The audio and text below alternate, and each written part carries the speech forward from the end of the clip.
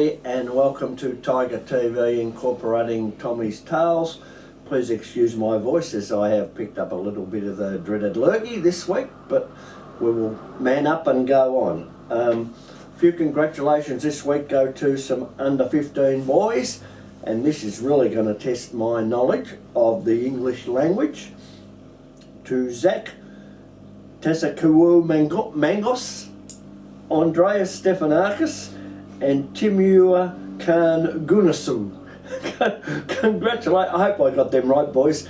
Congratulations to all you three who represented St Bede's Mentone Tigers proudly in the under 15 interleague matches last weekend. Whew.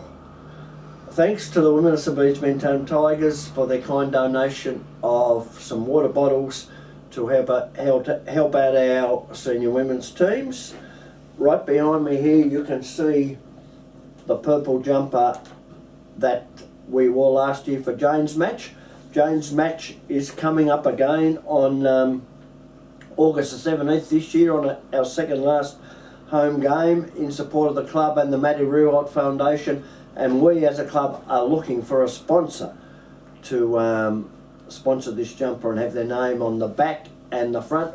All 4 or 5, we're happy to accept anybody, so if you're interested you can contact Club President Paul O'Toole or myself, and we'll be more than happy to help.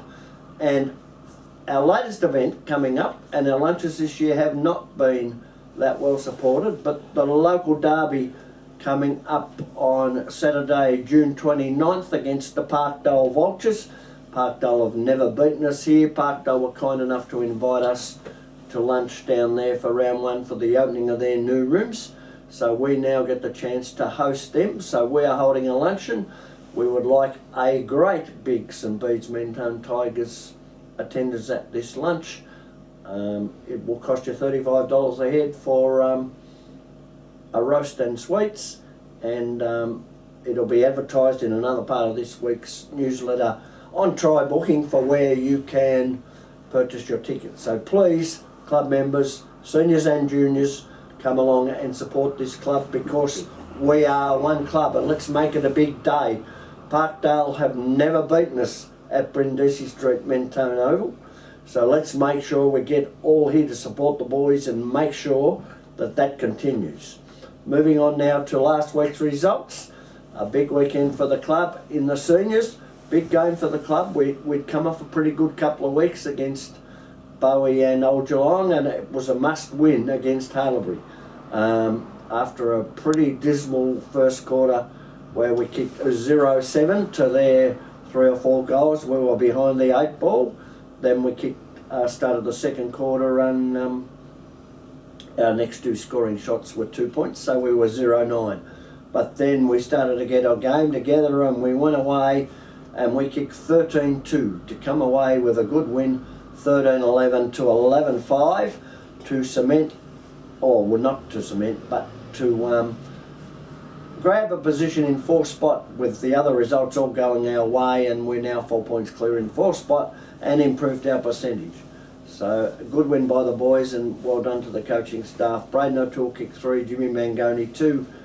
Kai Beveridge, son of the great Luke, I thought was our best player, backed up by Stewie Wines, Danny Garside back from rib injury, and Lachlan Mirams, who was terrific in the ruck in the second half.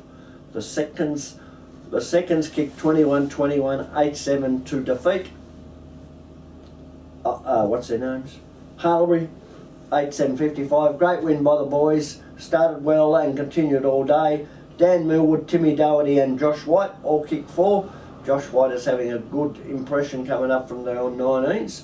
Better players were those 3, obviously, with Riley Kennedy, Trent Pastura and Samuel Brown. I thought played his best game in the ruck for the seconds for the year. The thirds travelled across to Caulfield Grammar, very undermanned, and unfortunately were defeated 29-20 to 1-0, with young Nam Nugent joining us this year from Mazenod, kicking a goal and being named in the best players, along with Sammy Winter, Ethan Swain and Joel Harris. So bad luck there for the boys. Under 9 in Division 1 travelled out to Uni Blacks to the Caulfield Oval, coming had a couple of bad losses the last 3 weeks, but they went away with a 13-8 to 3-8 victory, with Kane Jones kicking 4, Reece Fraser 3, Caleb Miller 2 and Tommy Grech 2. Better players were Kane Hutchison, son of club great Blair Hutchison, 1993 premiership player, Mitchell Arthur and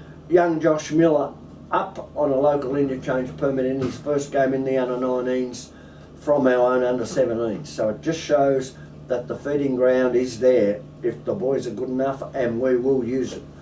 In under-9 Division 4, we travelled to the postage stamp of Melbourne High School Old Boys, and unfortunately couldn't come away with the biscuits, with 11-16 to 5-7, with Liam Carey kicking 2 and better players Seb Sosser, Bolden and Whitelaw. An interesting little story about Seb Sosser.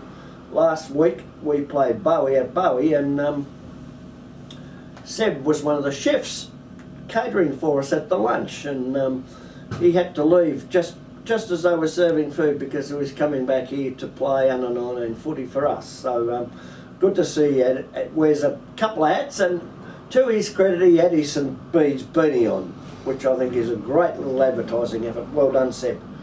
On to the women's now. Women's, as we know, the VAFA have crucified us with our women's, and they have to now play in under-19 Division 1, and Monash Blues 9-2 defeated St Bede's 2-3 in our Premier side. But to our credit, the girls, and a very, very happy coach, we won the second half 2-1 to 2 straight. So the signs are there, things are improving. Owen and Amalung kicked goals. Some better players were Steinfort, Meg Geske, Georgia Ricardo and Taylor Tyso, who came up from our junior club as well, under 18 side. Taylor happens to be the daughter of ex-St Bede's Mentone Tigers assistant coach Adam Ackerman, and VAFA legend Adam Ackerman kicked over 1,000 goals. So well done, Taylor. And Michaela Sykes, VAFA operations assistant extraordinaire. Finally, to our women's reserve side, they lost 12-20 to 0-0. The scoreboard doesn't totally reflect the effort put in by the girls. They had injuries, they had unavailabilities, but they proved, although they were undermanned, they were very, very tough to play. Better players were Ricardo, DeQuino and Jamie Summers. And that is all from Tommy's Tales for this week. Please enjoy your long weekend break, and we look forward to seeing you back bigger, brighter and better than ever, when next week we'll delve into the past of the St Bede's Old Coals, where I will interview a past president and a premiership player, Peter McCormack. Thank you, bye.